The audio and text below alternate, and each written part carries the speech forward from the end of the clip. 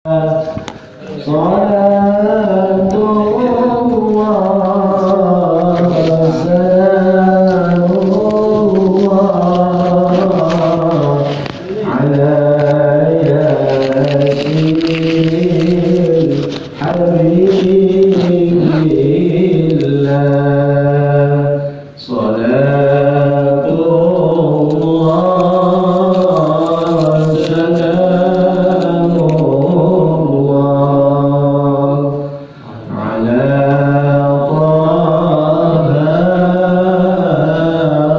طه رسول الله صلاة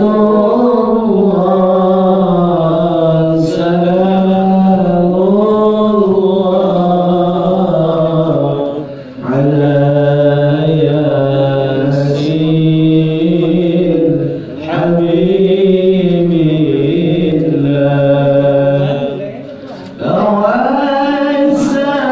توسلنا ببسم الله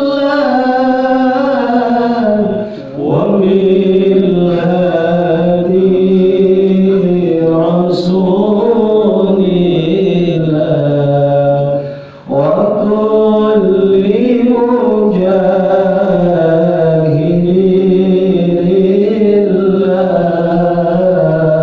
لله بأهل البلد يا الله صلاة الله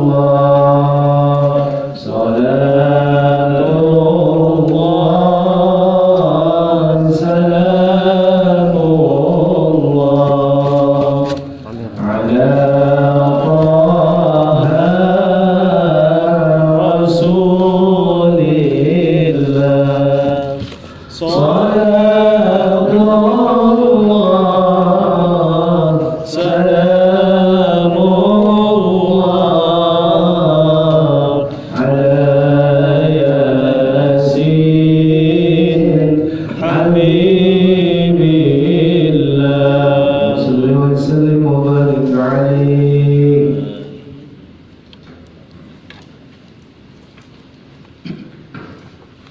Bismillahirrahmanirrahim. Assalamualaikum warahmatullahi wabarakatuh. Waalaikumsalam warahmatullahi wabarakatuh. Alhamdulillahirabbil alamin wassalatu wassalamu ala asyrofil anbiya'i wal mursalin wa ala alihi wa ashabihi ajmain. Rabbi shrah li sadri wa yassir li amri wahlul 'uqdatam min lisani yafqahu qawli. Amma ba'd. Yang sama-sama kita hormati guru kita bersama Mukarram Muhtaram Al-Ustadz Haji Ahmad Muhtaram Asni yang Badai. Kita doakan mudah-mudahan guru kita senantiasa dipelihara iman dan Islamnya, diberi kesehatan yang Allah Subhanahu wa Ta'ala, dan juga dimudahkan segala urusannya. Amin ya rabbal alamin.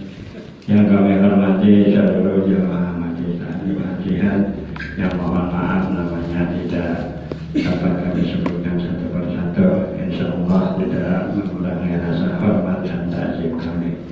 Puji syukur kita panjatkan kehadirat Allah Subhanahu wa Ta'ala yang telah memberikan berbagai nikmat kepada kita, terutama atas nikmat iman, nikmat Islam, serta nikmat sehat walafiat, sehingga dengan nikmat-nikmat tersebut alhamdulillah kita masih dapat melaksanakan aktivitas kita, diantaranya yaitu menuntut ilmu. Salawat dan salam tak lupa kita sampaikan berjunjungan Nabi kita Muhammad sallallahu alaihi wasallam, yang mudah-mudahan kita semuanya akan mendapat syafaat terima di hari kiamat. Amin ya rabbal alamin. Bapak-bapak hadirin sekalian, sebelum kita buka talim kita, ada undangan nanti berjaga lama ini tanggal 4 November ya, November, yaitu haul daripada almarhumah Ibu Hajah Samsiah binti Haji Sawal, yaitu Sabtu malam Minggu. Masih lama masih nyala bareng-bareng nanti. Sampai dulu informasinya gak yang duluan, yaitu orang tua daripada jamaah kita, yaitu Bapak Sam Amir, Bapak Sulaiman yang beralamat di RT 005 RW 011. Bapak-bapak hadirin sekalian, adalah kita buka tajuk kita ini dengan pembacaan Ummul Quran atau surat Al-Fatihah. Kita mohon kepada Allah Subhanahu wa Ta'ala melalui mukjizat surat Al-Fatihah, karamah surat Al-Fatihah. Mudah-mudahan Allah senantiasa memelihara iman dan Islam kita, memelihara kesehatan kita, dan pada gilirannya nanti mudah-mudahan kita semuanya bisa mencapai husnul khotimah. Yang kedua, kita niatkan mudah-mudahan melalui mukjizat surat Al-Fatihah, Allah Ta'ala membukakan mata hati kita sehingga ilmu-ilmu yang disampaikan oleh guru kita diberikan kemudahan untuk dapat memahaminya dan sekaligus dapat mengamalkannya sehingga dapat meningkatkan takwa kita kepada Allah Subhanahu wa Ta'ala. Amin amin ya rabbal alamin. Ala hadhihi niyyah wa likulli niyatin shalihah wa ila hadarin nabi al-Fatihah. A'udzu billahi minasy syaithanir rajim. Bismillahirrahmanirrahim. Alhamdulillahi rabbil alamin. Ar-Rahmanir Rahim. Maliki yaumiddin. Iyyaka na'budu wa iyyaka nasta'in. Ihdinas siratal mustaqim. Siratal ladzina an'amta 'alaihim ghairil maghdubi 'alaihim waladdallin. Amin. Bismillahirrahmanirrahim. Assalamualaikum warahmatullahi wabarakatuh. Waalaikumsalam warahmatullahi Allahumma salli wa sallim. Allahumma salli wa sallim wa zid wa adim wa an'im wa tafaddal wa barik bijalalika wa kamalika ala zayn ibadik wa asrafi ubadik as'ad al-arabi wal-ajam wa imam al-najd tayyibah wal-haram wa tarjuman bilisan al-kidam wa manba'a al-ilmi wal-hilmi wal-hikmati wal-hikami abil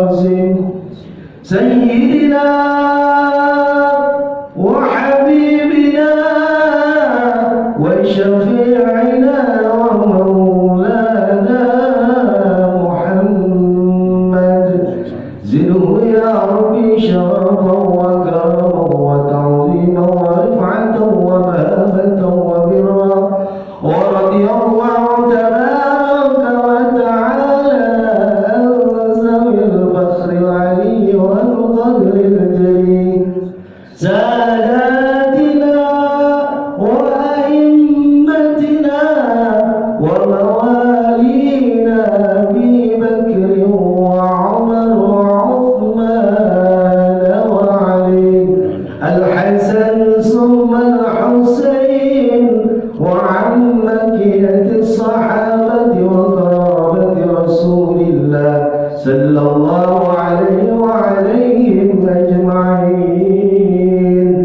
إن الله وملائكته يصلون على النبي يا أيها الذين آمنوا صلوا عليه وسلموا تسليما والحمد لله رب العالمين. السلام عليكم ورحمة الله وبركاته. Waalaikumsalam warahmatullahi wabarakatuh.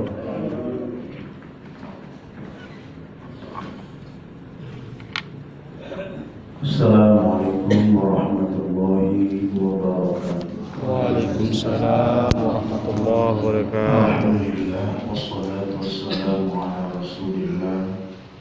سيدنا محمد بن عبد الله لا حول ولا قوة إلا بالله رب اشرح لي صدري ويسر لي أمري واحلل عقدة من لساني يفقهوا قولي أما بعد المكرمون جماعة مجلس تعليم al-jihad mudah-mudahan yang hadir malam ini senantiasa mendapatkan rahmat dan berkah dari Allah Subhanahu wa Ta'ala. Sebelumnya mari kita baca surah Al-Fatihah yang pertama kita hadiahkan dan khususkan pahalanya untuk arwah para guru, para ulama, para kiai, habaib dan masyayikh kita, wabil khusus guru kita Al-Maulana Bagi Mana Sendiri Tinggi Jagat Al-Maulana Sulajib Nur Besari Yaitu Jagat Al-Maulana Haji Yahya Muhammad Al-Maulana Jagat Al-Maulana Yahya Soyang Al-Maulana Jagat Al-Maulana Yahya Muhammad Al-Maulana Yahya Asbi Al-Maulana Al-Maulana Yahya Sayyid Muhammad Al-Maulana Al-Maulana Yahya Tahir Al-Maulana Jagat Al-Maulana Yahya Haji Al-Maulana Al-Maulana Al-Maulana Yajib lana wa liman yukasir Allah yajib tatawali kelabaran berkasir Allah yajib wajibam sarabukasi Allah Sayyidina Sulisman Nosong wajib ketir Allah yajib Sulisman Nosong wajib ketir Allah yajib Sayyidina Sulisman Nosong wajib ketir Allah yajib Sulisman Nosong wajib ketir Allah yajib Ma'asani wajib ketir Allah yajib Semuanya يجعل لنا لجد الجنة والله ينزلهم ويجسد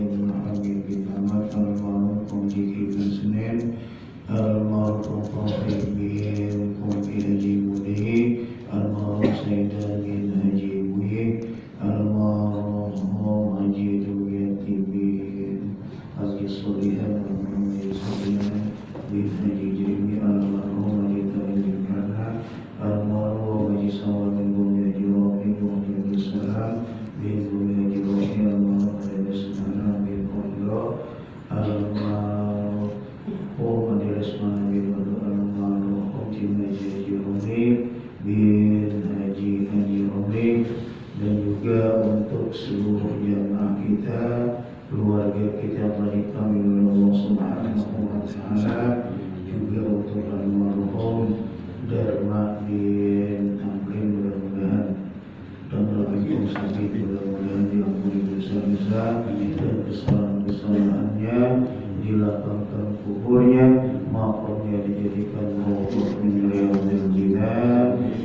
أعوذ بالله من الشيطان الرجيم بسم الله الرحمن الرحيم الحمد لله رب العالمين الرحمن الرحيم مالك يوم الدين إياك نعبد وإياك نستعين اهدنا الصراط المستقيم صراط الذين أنعمت عليهم غير المغضوب عليهم ولا الضالين.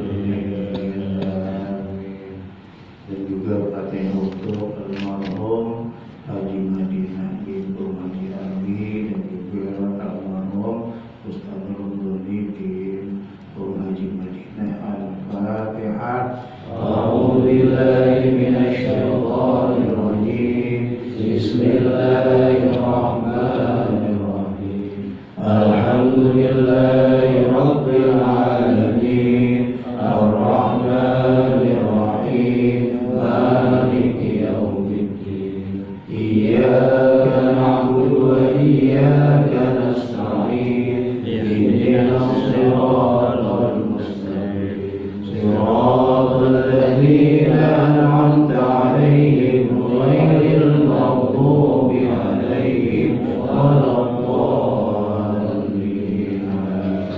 بسم الله الرحمن الرحيم بسم الله الرحمن الرحيم أشهد أن لا إله إلا الله أشهد أن لا إله إلا الله وأشهد أن محمدا رسول الله وأشهد أن محمدا رسول الله.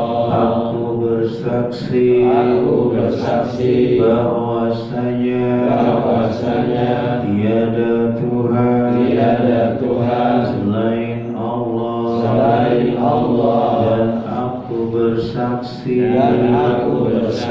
bahwasanya Nabi Muhammad utusan Allah. Inna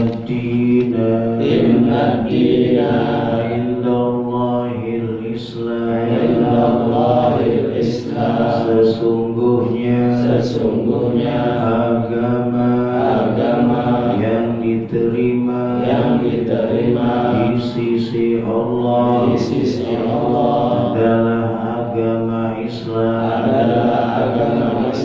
Wa man yabtaghi ghairal islami dina falan yuqbala minhu wa huwa fil akhirati minal khasirin. Dan barang siapa yang mencari agama selain agama Islam maka tidak diterima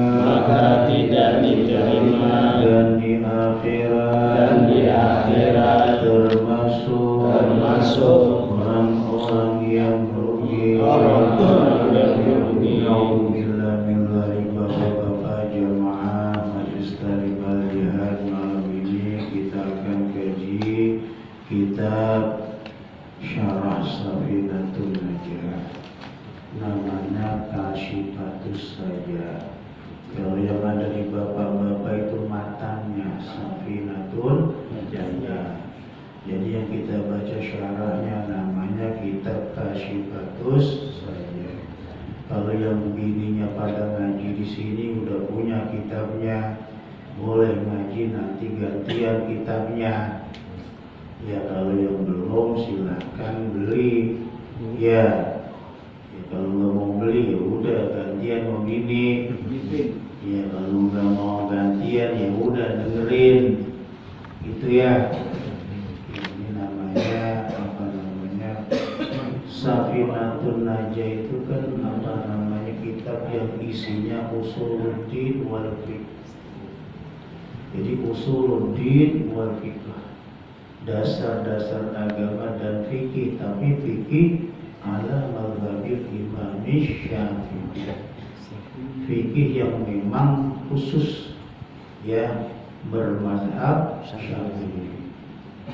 Jadi mudah-mudahan dengan memahami kitab ini dasar-dasar agama tentang ketauhidan dan tentang fikih terkait dengan najis, pemberian air, tayamum, sholat, puasa, haji, barangkali kita bisa lebih paham lagi. Ya, bisa lebih paham. Karena saya yakin jamaah haji hari ini di masyarakat alhamdulillah pada berkah. Ya, ada yang menjadi imam rawatib, ya, ada yang jadi tukang tahlil, tukang zikir, ya. Ya itu kan artinya apa? Ya perlu kita fondasi yang kuat. Maka saya yakin banyak yang ngerti, tapi insya Allah dengan memahami kitab ini kita akan lebih paham lagi. Jangan sampai nanti kalau mau bininya itu udah lama ini, udah 6 bulan kalau nggak salah. Nah kita di sini baru saya mulai, dan ini kita hanya kita baca di Nurul Allah doang. Jadi kalau nanti di Fathul Qulub biasa atau kita yang Fathul di Al-Hidayah, Al-Azkar, nanti di An-Nur itu kita baca kitab Bulughul Maram itu. Ya, jadi mudah-mudahan bisa kita paham ini. Jadi tak lebih mendalam lagi, bukan ngerti. Kalau ngerti saya yakin udah pada ngerti, dia udah pada paham, biar tambah paham. Sebelum kita awali kajian kitab ini, karena ini pengajian perdana, kitab Kasyifatus Sajjah ini dikarang oleh Syekh Salim bin Sumer Al-Hadrami. Kita baca Fatihah. Mudah-mudahan ilmu yang kita kaji membawa manfaat di dunia wal akhirah. Dan pengarang kitab ini Syekh Salim bin Sumer Al-Hadrami ditempatkan di dalam surganya Allah Subhanahu wa taala. Bitilkan niyyah al-Fatihah. A'udzu billahi minasyaitonir rajim. Bismillahirrahmanirrahim. Alhamdulillahi rabbil alamin. Ar-Rahmanir Rahim. Maliki yaumiddin. Iyyaka na'budu wa iyyaka nasta'in. Ihdinas siratal mustaqim. Siratal ladzina an'amta 'alaihim ghairil maghdubi 'alaihim waladdallin.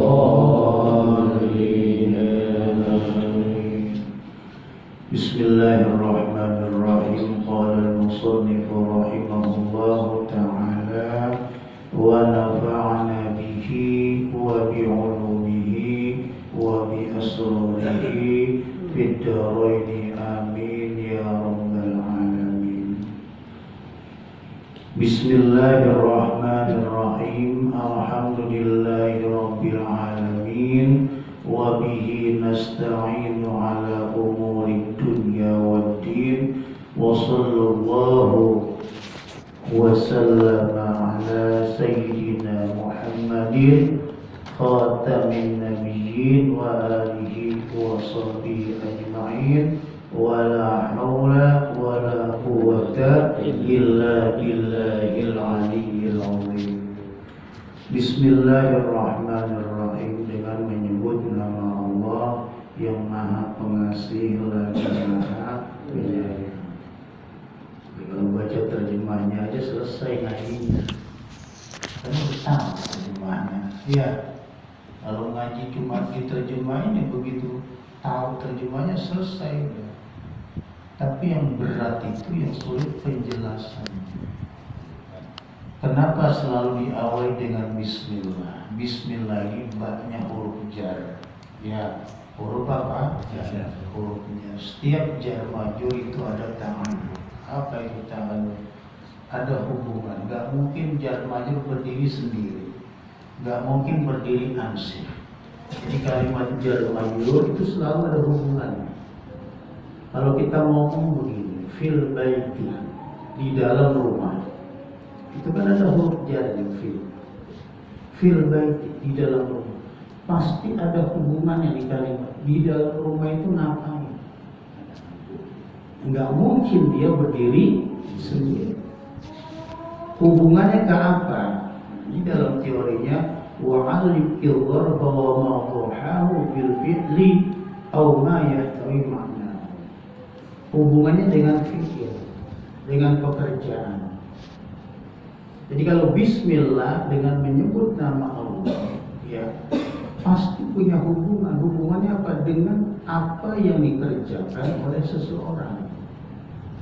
Jadi kalau kita ngomong fil baiti, di dalam rumah, di rumah lagi ngapain? Apalagi makan di rumah, apalagi tidur di rumah, apalagi ngerokok sambil ngopi di rumah.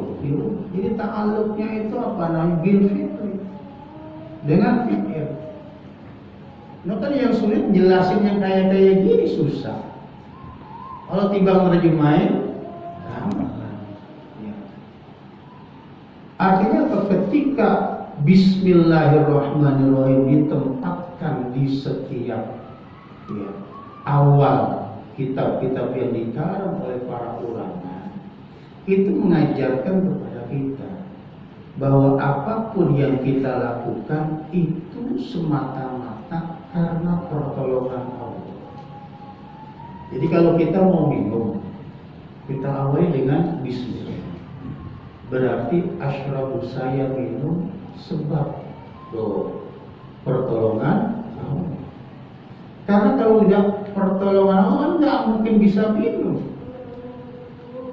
Anda ngomong bagaimana mungkin? Ya, kita nggak pakai pertolongan nggak bisa. Karena Anda minum itu banyak komponen yang dibutuhkan.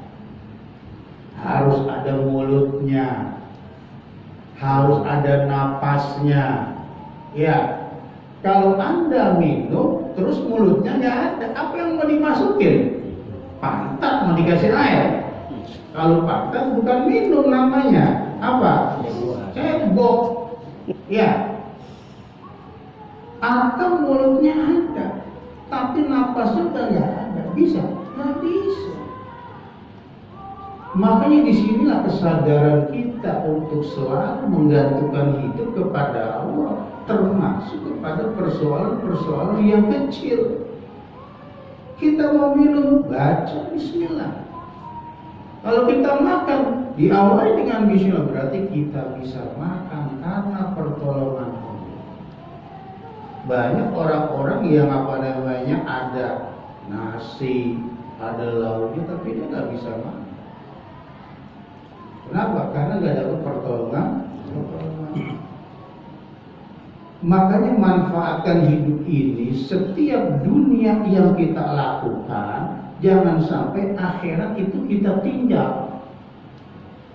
Setiap kita melakukan dunia, akhirat harus ikut. Karena bekal kita nanti nih di akhirat adanya di dunia. Jadi setiap kali Anda mau aktivitas, Anda mau minum, baca bismillah, berarti dengan bismillah Anda dapat pahala. Minum Anda dinilai ibadah. Jadi setiap kali kita melakukan aktivitas dunia, ada nilai akhiratnya. Makanya di dalam agama, setiap perbuatan itu ada doanya. Supaya apa? Supaya apa yang kita kerjakan di dunia itu punya nilai akhirat.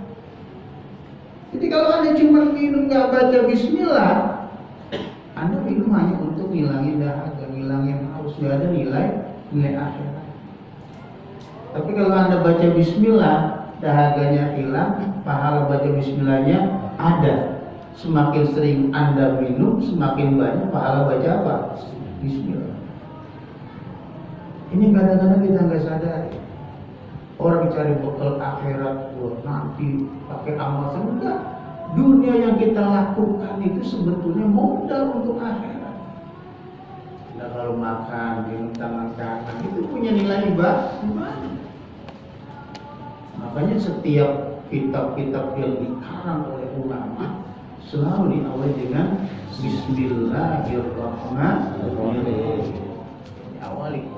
Oleh karena itu dikatakan di sini ada satu riwayat dari Nabi dijelaskan takhallaqu bi akhlaqillah. Berakhlaklah kalian semua itu dengan akhlak yang Allah perintahkan. Apa akhlak yang Allah perintahkan? Akhlak yang Allah perintahkan adalah akhlak yang Allah contohkan. Ketika Allah menurunkan kitab suci diawali dengan Bismillah. Coba Fatihah awalnya apa? Bismillah. Dan Fatihah menjadi surah pertama. Setiap surah awalnya Bismillah. Jadi berakhlaklah dengan akhlak yang dicontohkan oleh Allah katanya. Maka jadikan nih dunia kita itu bekal juga buat akhirat. Jadi kelihatannya sederhana. Kadang-kadang orang minum baca Bismillah, makan dan baca Bismillah. Tuh, kadang-kadang malah tangan kiri. Jadi cuma sebatas dunia dia punya nilai. Kita jangan berpikiran orang-orang ateis yang percaya kepada Allah, kepada Tuhan. Orang ateis sih nggak percaya adanya siksa kubur, azab kubur. Orang Tuhan sendiri dia nggak nggak percaya.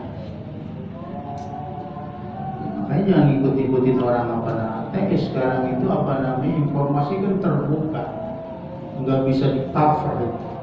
Semua bisa mengakses informasi. Kalau kita nggak tahu background yang ngomong itu bahaya. Ternyata yang ngomong itu orang-orang ateis.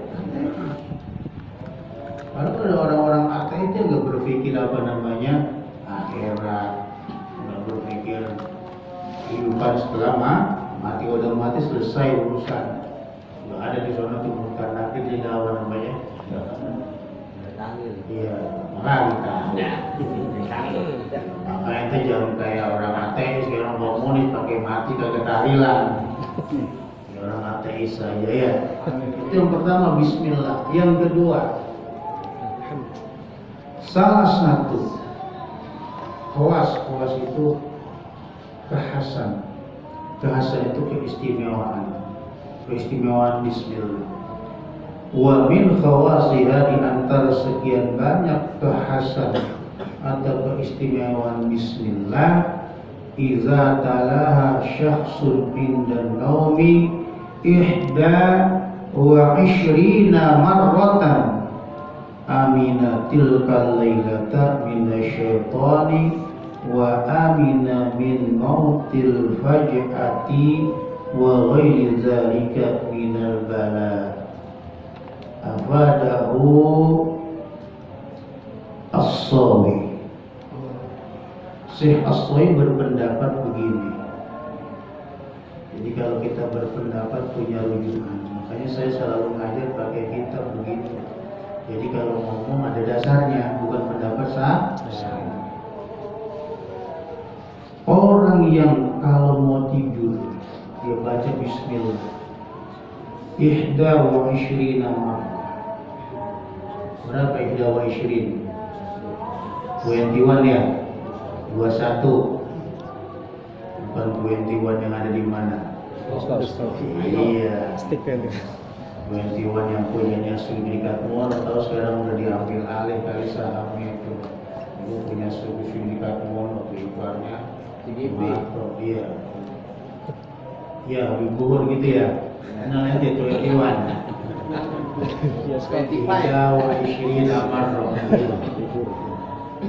Dia baca 21 kali sebelum tidur. Aminatil kalailata minasyaiton, maka di malam itu dia akan merasa aman minasyaiton, dari gangguan setan. Setan itu pasti ganggu, tapi ketika diganggu setan dia sudah punya filter. Jadi dengan baca Bismillah ini bukan berarti setan kagak mau ganggu. Tapi setan ganggu, tapi dengan baca bismillah gangguan setan tidak bakal mempan. Dipahami ini ya. Jadi jangan Anda berpikir wah kalau baca bismillah 21 kali sebelum tidur setan udah gak bisa ganggu.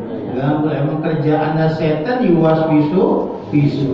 Artinya gangguan setan itu tidak akan membuka, tidak akan berpengaruh kepada kita.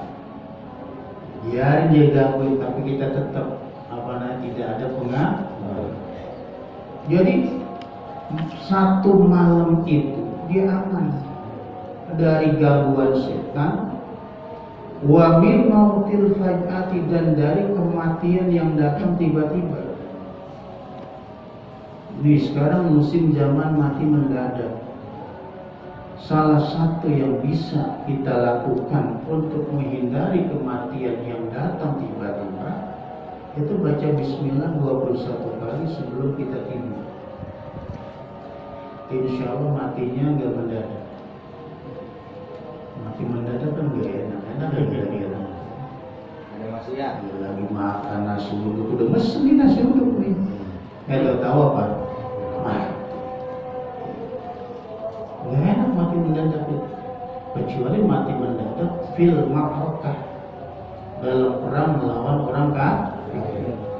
Benarnya mati syahid. Atau mati mendadak fil ibadah, lagi ibadah. Kematian mendadak yang dimaksud ini kematian mendadak yang tidak dalam kondisi ibadah. Makan besek, telurnya kebanyakan, telurnya pun ditenggorokan mati. Mendadak begitu enak ya kira-kira. Makan besek. Kedengarannya daus enak nggak kalau kedengeran gitu? Tapi kalau Anda lagi sujud, ya ibadah mati mendadak itu apa namanya?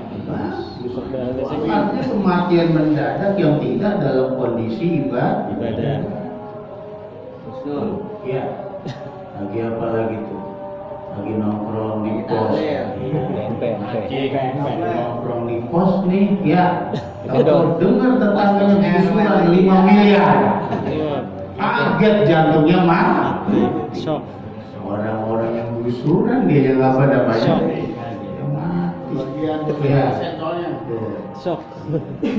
Kenapa? Karena dia udah order, dia nyariin musuh atau begitu laku nggak dibagi-bagi, dengar dia mah.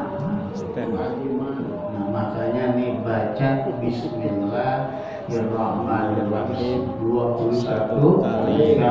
Itu yang diajarkan oleh Syekh Imam Ahmad As-Sulaimi.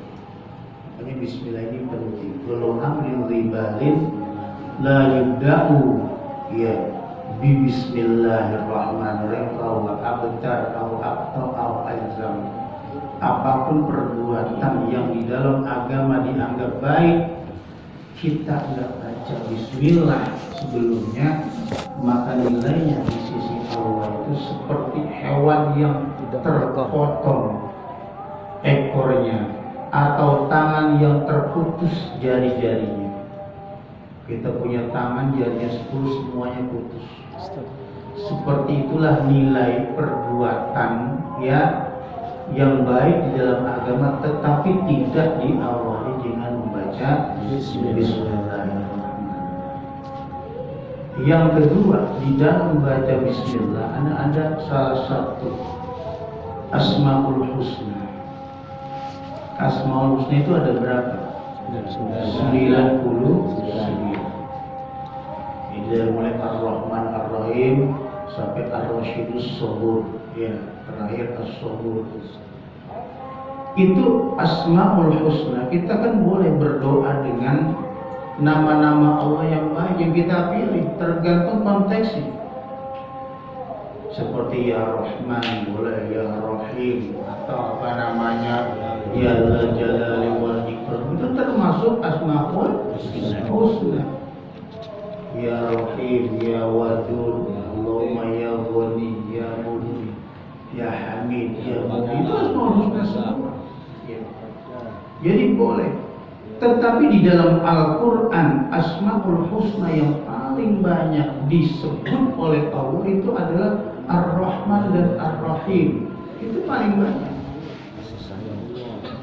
Kenapa Ar-Rahman Ar-Rahim? Allah itu punya nama juga Al-Jabbar, ya, Al-Qahar, yang maha memaksa, bisa.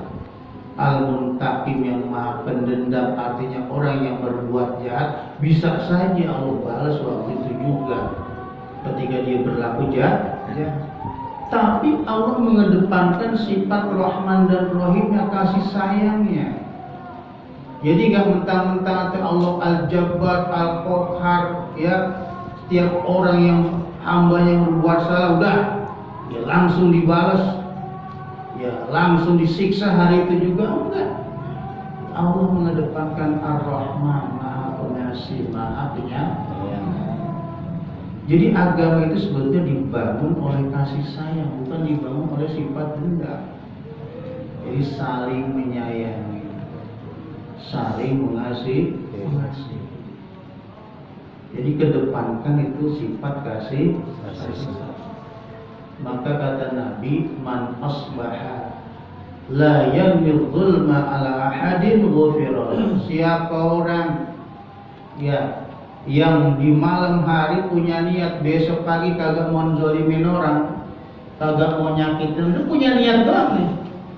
Besok saya kagak mau nyakitin orang, kagak mau bikin perbuatan yang orang jadi sakit, jadi kecil. Itu ghufira, dosanya udah diampuni.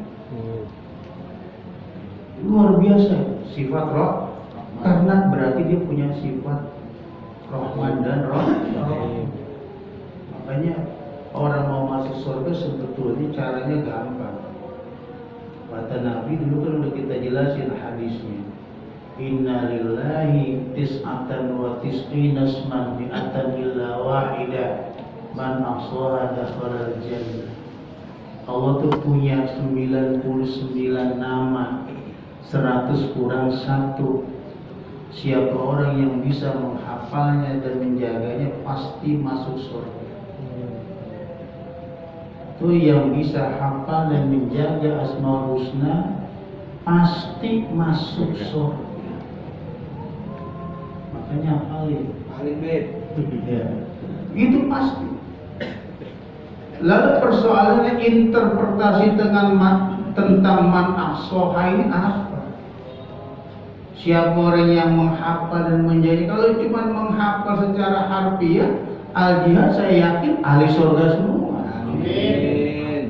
Karena saya yakin udah apa Asmaul Husna. Cuman sekarang udah lupa. Ada banyak yang lupa. Udah pada apa? Jadi yang dimaksud itu bukan cuma sekedar menghafal, menyebut nama-namanya, tapi meneladani sifat-sifat Allah.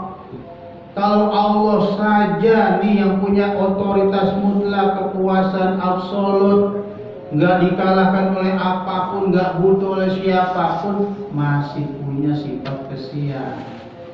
Masa kita manusia nggak ada kesian? Jadi tiru ya dari Rahim, Rahman dan Rahim itu kasih sayang. Al-Malik, Malik itu apa Malik? Yang menjadi raja.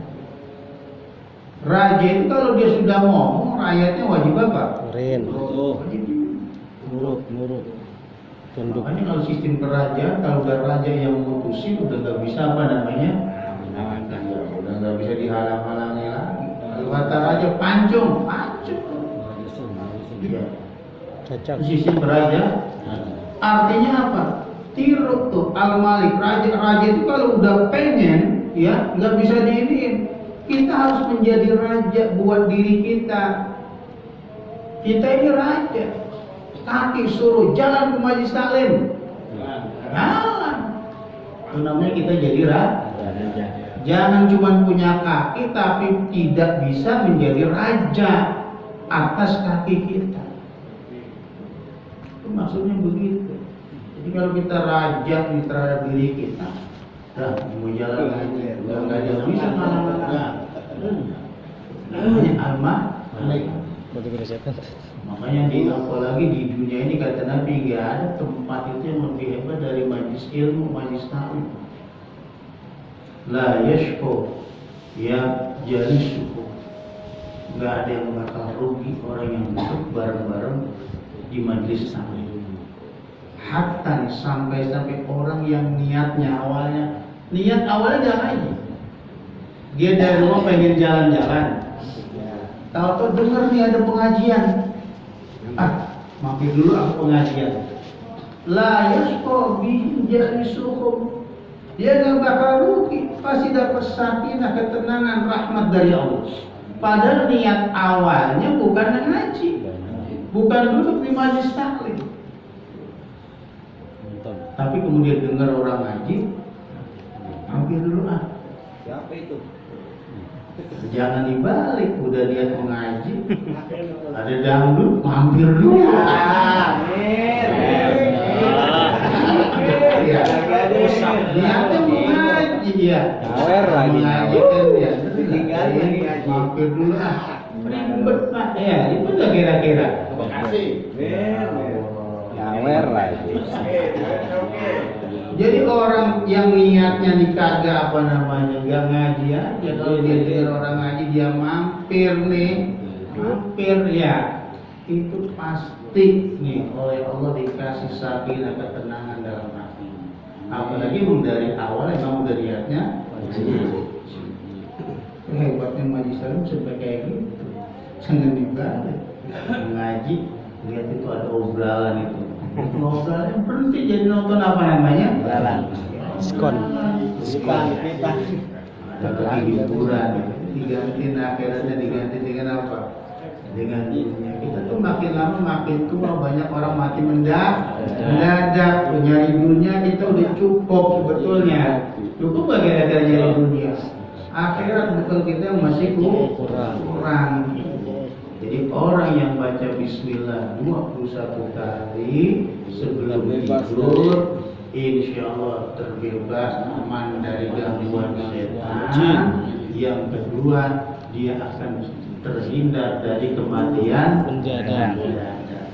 Baca nih apa namanya mat, khawatir terente tahu-tahu innalillahi. Siapa itu? Tetangganya Muhammad, bukan ente ya. Ente udah takut aja mati mendadak.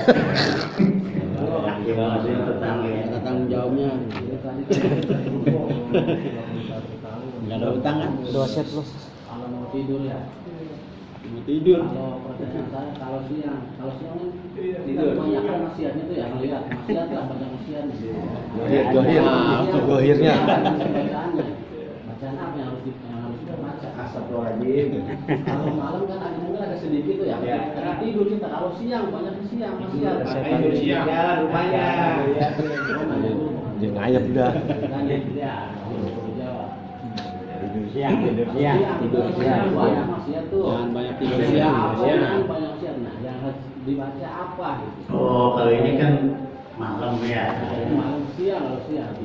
Jadi ini penjelasannya kan tidur di waktu malam. Sekarang pertanyaannya bagaimana dengan siang, berlaku nggak? Tetap berlaku.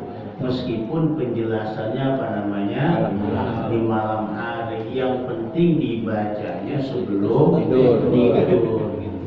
Jadi meskipun kalimatnya aminatil kalaila, kenapa di situ cuma dinyatakan al-laila?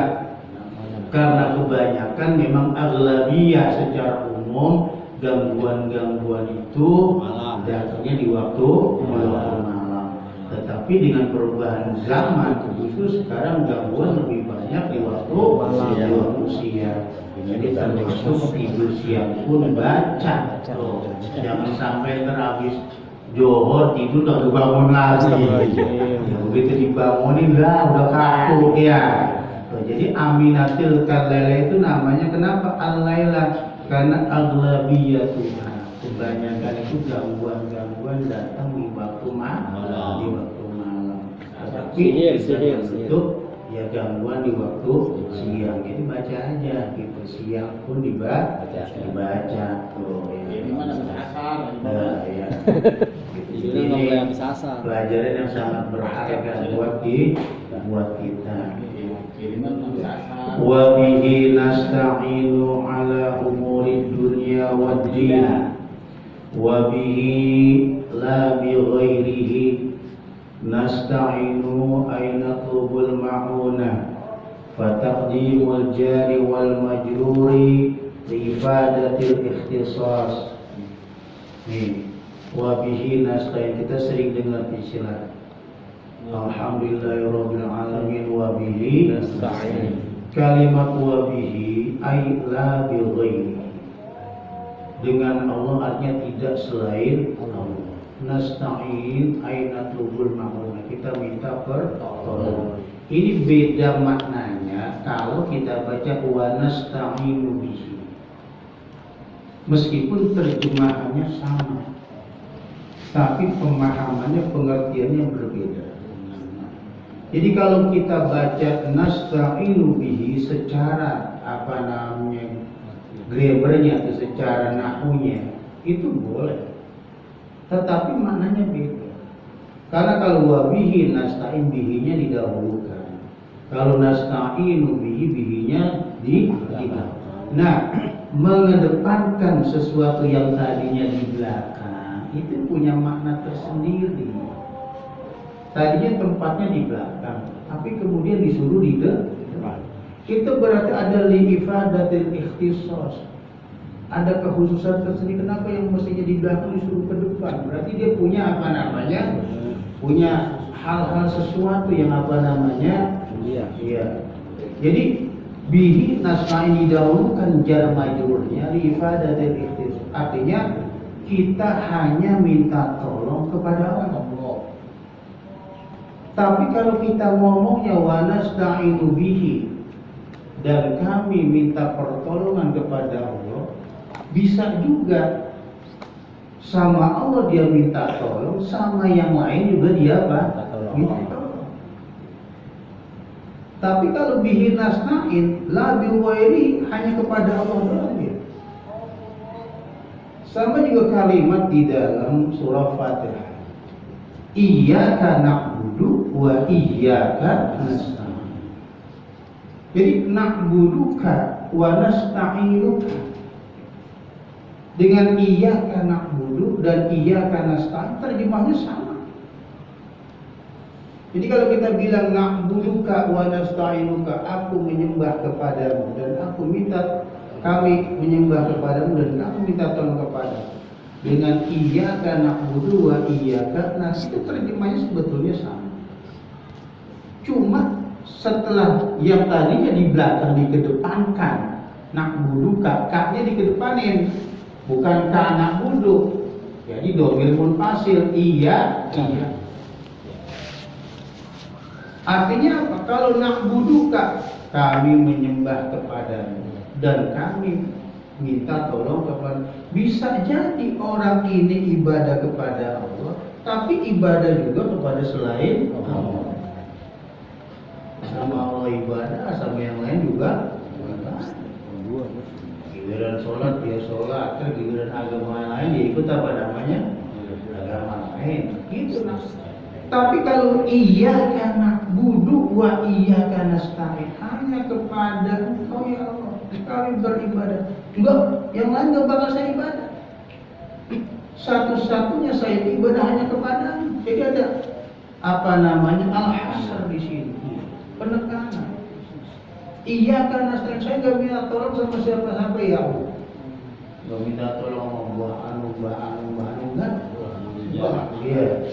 Sama cuma minta tolong kepada Engkau ya. Jadi fungsi kalimat harus dipahami benar. Jadi iyyaka na'budu wa iyyaka nasta'in. Itu jangan sampai kita hipokrit. Makanya kata Sayyidina Ali, nih, kam min qari'in yaqra'ul Qur'an wal Qur'an yal'anu. Banyak orang yang baca Quran dengan tujuan mengharapkan pahala, dengan tujuan ibadah, tapi Quran yang dia baca itu melaknat dia, mengutuk dia. Jadi dia nggak berasa sebetulnya bacaan Quran yang sedang dia baca itu sedang mengutuk dirinya sendiri, melaknat dirinya sendiri. Termasuk ketika dia baca iyyaka na'budu wa iyyaka nasta'in. Itu kan artinya hanya kepadamu ya Allah kami beribadah, hanya kepadamu kami. Tapi di samping ibadah kepadamu, ibadah juga kepada yang lain. Jadi Al-Quran yang mestinya menjadi mukjizat buat dia, akhirnya menjadi mabuk, menjadi petaka buat dia. Dibaca Al-Quran satu hari satu malam 30 juz, tapi justru mengutuk dia, nggak memberikan keberkahan buat dia. Sama juga orang yang ketika baca apa namanya, ya qul a'udzu birabbil falaq min syarri ma khalaq wa min syarri ghasiqin wa min syarri nafatsati fil wa min syarri hasidin idza hasad. Ya Allah, aku mohon perlindungan kepadamu dari jahatnya orang yang dengki ketika dia dengki. Orang yang dengki itu udah pasti jahat, kata Allah. Nggak ada orang yang dengki nggak jahat. Itu Allah udah jelas, min syarri hasidin. Dia minta kepada Allah, ya Allah supaya Engkau bebaskan saya, beri perlindungan saya dari kejahatan orang yang dengki. Lah yang dengki dia sama Allah. Yang bacanya sendiri punya sifat apa? Dengki. Sekarang dia minta dibebaskan oleh perlindungan dari jahatnya orang yang dengki. Berarti kena siapa? Dia. Kena dirinya sendiri. Makanya kalau masih punya sifat dengki sama orang, jangan sering-sering baca pulau ini dulu. Ente dikutuk, ya. Sama kalimat wa min syarril hasidin idza hasad. Tidur di AC, adem, kamarnya enak, atau bisa tidur. Dengar tetangganya beli mobil. Itu kan orang dengki banget, dengki gak kira-kira? Banget. Nah, dengki gak kira-kira? Udah bantuin, ada tetangganya bikin rumah tidur di AC. Ya, panas, hawanya panas. Padahal udah apa namanya di AC. Makanya yang punya sifat dengki saya ajarin jangan sering-sering baca ini. Jangan pula uji berhabir min syarri hasidin idza hasad. Dari jahatnya orang yang dengki ketika dia dengki. Lah justru ini ayat kena dia sendiri. Bener Mir? Apaan Mir? Jangan sering-sering baca surat ini kalau masih punya dengki, khawatir nanti kena diri kita sendiri. Tapi insya Allah lihat nggak ada. Amin. Ini cuma sampel doang.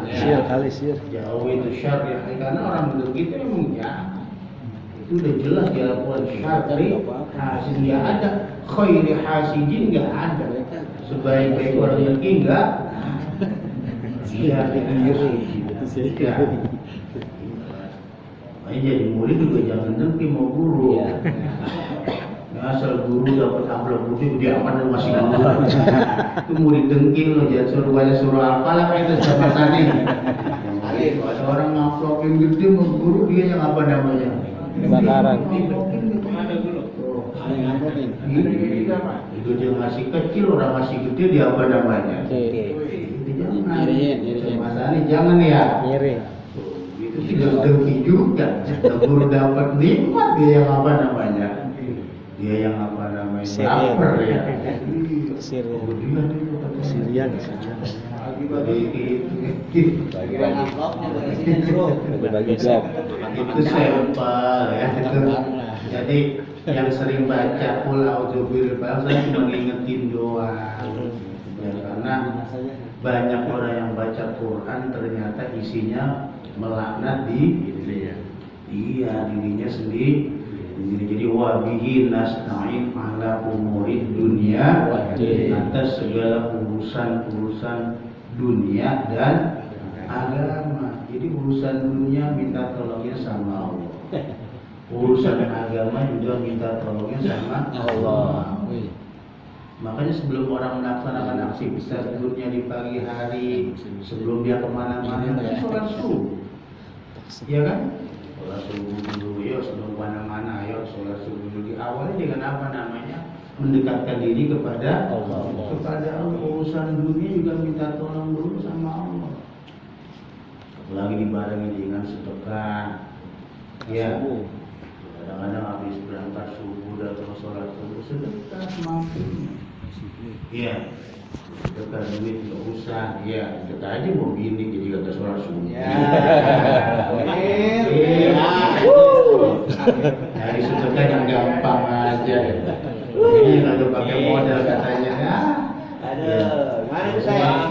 Emang mau bini bisa sedekah tapi butuh apa namanya? So ya kalau waktu musola ya lemah udah ya itu ya. Udah nanti mau bini orang mau sholat subuh ya. Masjid. Yang penting istiqomah 2.000, 5.000 masjid apa namanya? Musola, madrasah, ya. Nggak nemu ini, mau ada tetangga, anak tetangga, asik, ya. Mau anak yatim, ketemu janda susah di jalan mau berangkat ke masjid, ketemu kasih aja. Janda muda. Ya, itu sedekah namanya, ya. Jadi sebelum umur di dunia, wajib urusan agama, urusan dunia dan urusan Allah juga minta urusan apa namanya? Dunia dan agama minta tolongnya kepada Allah. Jadi sedekah, nggak punya duit, nggak punya apa-apa, minimal senyum. Gitu. Berangkat sholat subuh senyum ketemu orang. Ya, kalau kita ketemu orang nih, nah ini ketemu orang nih ya, dia mengos. Lu mau mesti nengos-nengosan. Tabrak motor. Dengki. Sekarang logika apa yang mau dipakai coba? Ayo berdebat sama saya. Dengki. Ilmu apa yang mau dipakai kalau orang mau ke masjid nengos-nengosan? Dalil apa yang mau dipakai? Nah, ini oke. Dengki itu namanya. Solusi jalan. Justru yang mengos itu kalau udah mau berangkat ke masjid udah kagak apa namanya? Nggak boleh. Kagak mengos lagi jadi senyum. Masjid itu bikin orang yang tadinya kesel banget nih. Asal udah ketemu di masjid jadi apa? Senyum. Senyum. Promoting bro. Mau salaman. Sekarang dalil mana yang ketemu keluarin? Ayo berdebat tuh saya. Ayo, besok aja, mari. Jadi kalau apa namanya di masjid itu urusan udah apa namanya? Frogin. Urusan dunia udah nggak ada. Masjid itu wa annal masajidillah wa ta'atu mawai ada. Ya.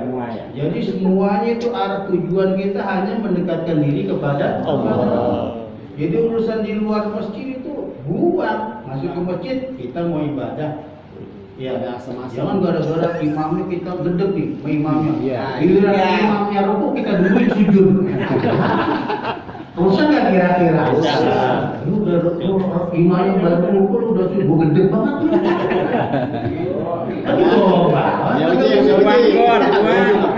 Ketua tuh guru. Nah kalau imamnya rukuk ya kita kudu apa namanya? Jangan masih gedeknya, yang gedek. Jangan gedek udah di masjid masih gedek. Atau nggak mau jadi imam.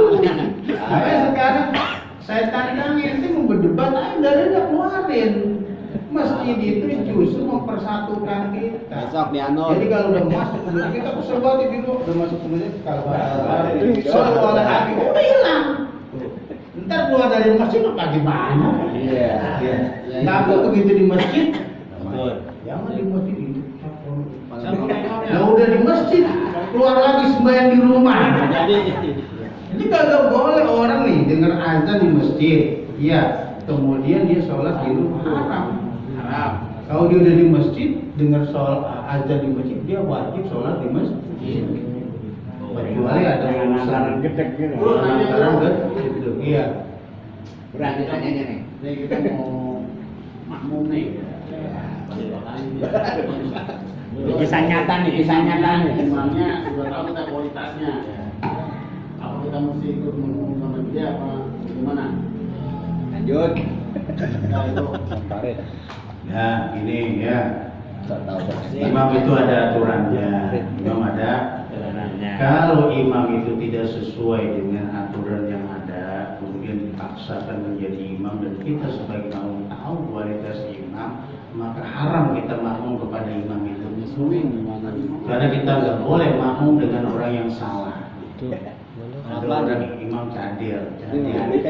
Contohnya. Alhamdulillahirabbil alamin. Kita datang tahu nih orang cadel jadi imam. Lalu Anda makmum. Allahumma Ya. Imamnya sah sholatnya. Anda enggak sah. Loh kenapa? Karena Anda ngikut dengan imam yang cadel. Loh kok dia sah? Dia memang orang cadel. Iya kan. Nah, jadi kalau kita tahu nih imamnya emang secara syarat rukun tidak memenuhi standar, jangan berimam dengan orang itu. Tapi caranya bagaimana? Itulah kewajiban kita mengangkat imam sesuai dengan aturan agama. Berantem itu tahu. Ya ini artinya benar enggaknya kan bukan persepsi kita. Benar enggaknya itu kan sesuai dengan aturan syariat. Ya kalau mau Fatihahnya nggak bisa, atau takbirnya terlalu dipanjangin ya Allahu Akbar. Nah begitu. Jangan diikuti. Jawa. Iya. Mendingan Anda kalau masih ada berapa orang tuh, tungguin dia pada kelar, kita Tegur. bikin jamaah. Oh, jamaah. Atau kalau ada sendirian, udah Anda sholat sendiri. Lebih baik sholat sendiri, ya benar daripada jamaah ngikutin imam yang apa? Salah. Udah ketahuan supir mabuk. Tahu-tahu kecebur dia. Lalu ente salahin supir, kata orang-orang. Lalu yang begitu orang lagi mabuk lah pada ini. Ya, kita juga harus pandai apa namanya. Tapi didasari bukan didasari hawa nafsu, dengan didasari standar fikih. Ya kalau umpama apa namanya, ya standar fikihnya bagus meskipun hubungan pribadi kita kurang bagus dengan orang itu, berarti ya udah kita ikut. Gitu ya. Kita berdebat tapi standar fikihnya bagus memang, bacaannya ya udah imam dengan orang itu makmum kita. Nah, jadi ya bukan didasari like or dislike, senang apa?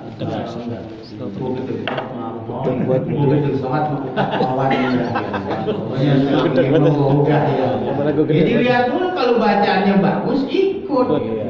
Kalau bacaannya nggak bagus jangan ikut. Jangan ikut tuh. Ibadah tujuannya. Janganlah umur dunia batin tidak. Jadi urusan agama minta sama Allah. Yang kedua wadin. Din itu apa sih? Din itu agama terjemahannya. Ad-din lughatan, agama itu menurut bahasa. Ya. Ini agak lama dikit padahal saya ada acara nih di Pondok Apik bulan Sama Ustaz Wawan. Iya. Acara juga. Ini saya batalin. Ya. Saya batalin capek. Jadi batal. Mulai tadi itu saya batalin sore. Ya. Pondok Apik itu dekat rumah saudaranya di Mama kalau nggak salah. Ngobrol di belakang. Anterin dulu. Angkat, telat ke. Saya mesti taklim. Ini apa namanya? Taklim dia. Jadi ad-din, agama itu kalau kita terjemahkan ad-din itu kan agama. Din agama. Tapi agama lughatan menurut bahasa. Apa sih ad-din?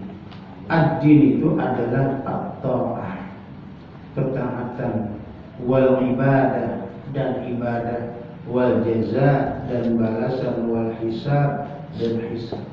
Jadi makna ad-din yang sering kita dengar inna dina indallah, sesungguhnya agama. Agama itu maksudnya agama itu menurut bahasa. Pertama at-ta'ah, ketaatan. Jadi orang beragama itu harus taat. Taat kepada apa? Taat kepada aturan agama. Karena agama itu bukan diciptakan, bukan bukan dibikin oleh Nabi, tapi diturunkan oleh Allah kepada Nabi. Makanya kita tinggal mentaati, ngikutin. Jadi agama itu nggak usah banyak protes, Pak. Suruh subuh 2 rakaat, ya udah, jangan kalau lagi rajin subuh 4 rakaat. Lagi enak nih sembahyang ya, lagi doyan sholat 4 rakaat ganti yang kemarin-kemarin, ya gak bisa. Agama itu ada unsur at-ta'ah, ketaatan. Lagi gila. Ya suruh 5 waktu, wajibnya 5 waktu. Jangan didiskon, ya. Ya wajibnya 5 waktu didiskon cuma berapa? Ya, 2 waktu. Ya, itu kan namanya nggak ada unsur apa namanya ketaatan. Agamanya at-ta'ah, ketaatan. Jadi ngikutin aja. Ya, karena agama itu bukan karangan, bukan. Ya, kalau karangan ribet, bukan karangan Nabi. Itu wahyu yang Allah turunkan kepada Nabi melalui malaikat. Jadi tinggal ikutin aja. Makanya agama jangan dibikin-bikin. Ya, tinggal ngikutin apa adanya. Makanya orang ngaji kan kalau lama harus punya sanad. Sanad itu gurunya harus jelas. Ini gurunya pernah mondok di mana, ngaji di mana, nanti kiainya dari Ahmad dari sampai silsilahnya kepada Nabi. Jangan belajar sendiri, Google, YouTube, pahami sendiri. Jawas. Akhirnya udah terkenal jadi Syekh siapa namanya? Sejawas. Syekh Wawan Al-Yutubi. Al kayu tinggi. Belajarnya gurunya apa namanya? YouTube ya, Syekh Wawan Al-Yutubi. Saya ini Muhammad lagi. Syekh Muhammad Al-Gugli. Al-Gugli. Ya. Jadi meskipun nggak dilarang, itu kan sebagai compare, perbandingan. Tapi untuk agama harus jelas, gurunya ngajinya harus apa? Jelas. Karena kalau dipahami sendiri ribet nanti. Pahami sendiri, apa namanya? Ada istilah itu apa namanya? Man ta'allama bila ustadzin kana syaihu syaitan. Orang yang belajar tanpa guru, gurunya itu adalah setan gitu. Jadi ngikutin hawa nafsunya. Jadi umur dunia wad din ini at-ta'ah, ketaatan. Kemudian wal ibadah. Jadi kalau kita mengaku beragama, ya kita harus ibadah. Ibadah apa? Al-qulub, pasrah. Udahlah pasrah. Ramadan suruh puasa, ya puasa. Kalau punya duit suruh sedekah, ayo sedekah. Nggak punya duit kan tadi disuruh sedekah. Zakat ya, kalau memang udah punya hisabnya zakat, kalau udah punya yang haji, kalau udah apa namanya punya kemampuan ya haji. Kalau belum punya kemampuan nggak diwajibin. Ya ibadah itu al-qulub, pasrah aja. Orang beragama itu nilainya pasrah, jangan lawan mulu. Makanya dikritik di surah Yasin. Awalam yarul insan anna khalaqnahu min nutfah fa idza huwa khasimun mubin. Coba perhatikan tuh manusia, kami ciptakan dari tetes air yang hina. Tahu-tahu dia menjelma jadi makhluk yang paling pintar membantah.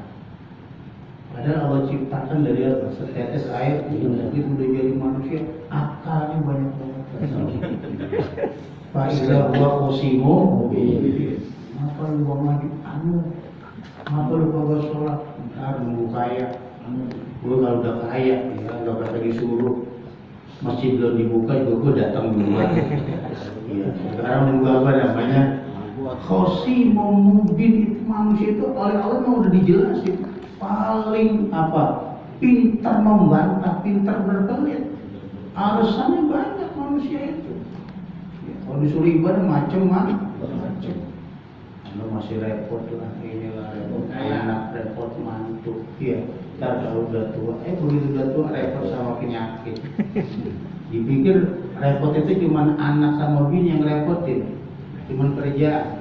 Ntar kalau udah tua udah enak, kalau udah pensiun, ya udah ngapa-ngapain, anak udah gede-gede, cucu udah pada apa, ada nikah. Nah repot sama apa? Penyakit. Pagi uratnya asem, ya malam palanya vertigo, miring aja ya. Jadi disibukin orang apa namanya penyakit, orang nggak sadar begitu.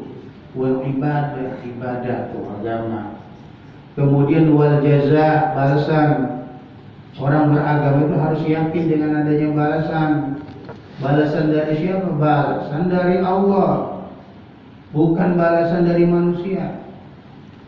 Karena kadang-kadang kebaikan yang kita berikan kepada manusia belum tentu dibalas baik oleh manusia.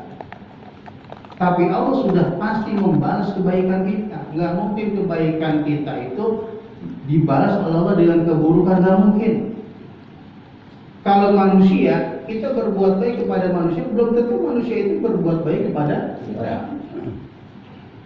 Tapi Allah nggak mungkin. Al-jazaa min jinsil amal. Balasan itu tergantung amal. Kita dibagi orang susah, iya. Belum tentu orang susah bisa bagi kita. Kalau Anda kasih anak yatim, ada anak yatim 200.000, 500.000, apa anak yatim bisa balikin lagi balas kita? Kan banyak. Tapi kenapa kita disyariatkan membantu orang yang secara matematika bisa ngulangin kita, nggak bisa balikin kebaikan kita? Karena kita diajarin Anda harus yakin dengan balasan dari Allah. Anda nih bantu nih janda yang udah tua renta, yang jalan aja udah susah, nggak punya apa, Anda bantu. Secara akal dia nggak bisa balikin kebaikan. Tapi karena dia punya agama, dia punya keyakinan, pasti nanti Allah yang balas.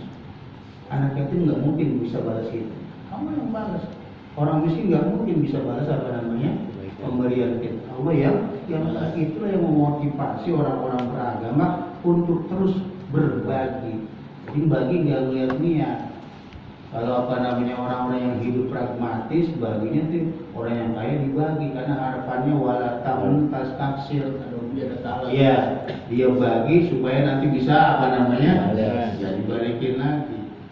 Itulah sebabnya makanya di masyarakat kenapa kalau orang kaya ngadain hajatan yang kondangannya gede-gede. Giliran orang susah berarti yang kondangan yang gede mau orang apa? Mau orang susah. Kalau orang susah kondangannya berapa?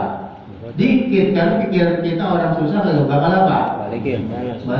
Berarti selama ini kita berpikir balasan itu dari orang, mengharapkan balasan dari orang. Kita nggak yakin dengan balasan dari Allah.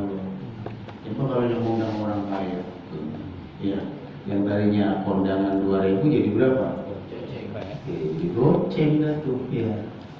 Tapi kalau orang susah, yang tadinya 20.000 ditukarin dulu warung Madura. Tukarin dulu warung Madura, ambil rokok tuh ya. Rokok tuh buat apa namanya? Ya, karena selama ini pemahaman kita, nih kebaikan kita, harapan kita dibalas oleh orang itu. Makanya ada istilah dalam ulama begini, al-ilmu bitta'allum wal barakah bil khidmah. Nih, dipahami nih. Al-ilmu bitta'allum, ilmu itu didapat dengan belajar. Tapi wal barakah bil khidmah.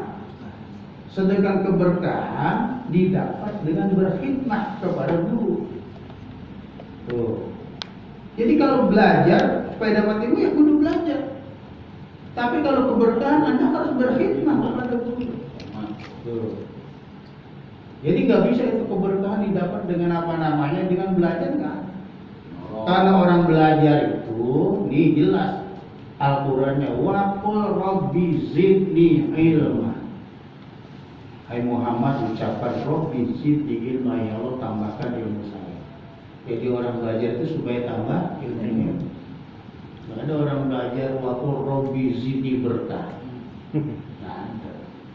Supaya tambah keberkahan itu adalah bil khidmah. Maka di pesantren besar itu banyak santri-santri yang di pesantren itu geblek banget, bodoh banget, tapi karena sama kiainya patuh suka ini, akhirnya di masyarakat justru apa namanya berkah. Kenapa itu bisa didapat dari bukan dari ilmu, bil khidmah, dengan berkhidmat kepada para ulama. Makanya itu yang disebut dengan apa? Al-jaza. Orang yang beragama itu harus yakin dengan apa? Balasan. Wal hisab, yang keempat imana adil itu apa namanya? Al-hisab. Hisab itu adalah perhitungan. Jadi kalau kita sebagai orang beragama, kita kudu pinter itu. Ngitung apa? Nih, ngitung umur kita. Batas umur kita ini udah sekian. Ya, katakan udah 50, udah 60. Udah mungkin 60 terus menerus, pasti nambah. Ya, makin kesana makin kita yakin dengan hisab juga, perhitungan. Semua ada perhitungannya. Kalau kita baik, nanti hisabnya juga baik. Kalau kita jelek, hisabnya juga baik. Di dunia itu, kata Sayyidina Ali, amalun wala hisab. Yang ada amal kita, hisabnya nanti tidak ada. Kita kerja apa aja nih? Iya, kerja apa? Nanti perhitungannya di mana? Ya.